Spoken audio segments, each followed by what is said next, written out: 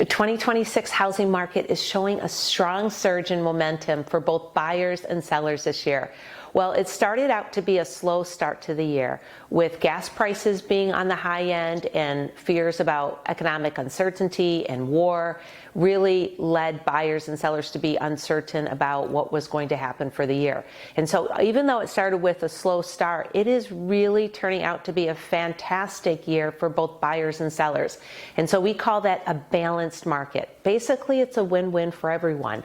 So what we're finding is that there's more houses on market throughout Metro Detroit and throughout Michigan, and there's motivated buyers who are willing to pay a fair market price for the home if it's in great shape and if it's priced well. So it's just a really nice balanced market for everyone and leading to some really great purchases. Sellers are happy and willing to sell their homes because they're seeing increased appreciation, a little bit more on the stable side of things.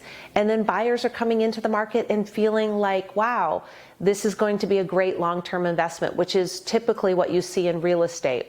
Oftentimes, with gas prices being on the high end, people will want to navigate to homes that are closer to their work, for example. So sometimes when gas prices are high and you have that going on, you'll have like a surge of desire to be in an area that's very metropolitan, for example, rather than spreading out. As gas prices go down, momentum will build for those willing to live a little bit further outside city limits so that they have more spread out housing. So for those areas like the counties that are a little bit more rural, like a Lapeer County, don't worry, as gas prices come down, those prices will see some good stable growth as well. So overall, 2026 has proven to be an excellent year, and as we come into the 4th of July and come into July and August, I think that momentum is going to continue. So I think this is going to be just a super stable summer housing market, and typically summers are stronger than winters because people are out and about. They like to look at houses.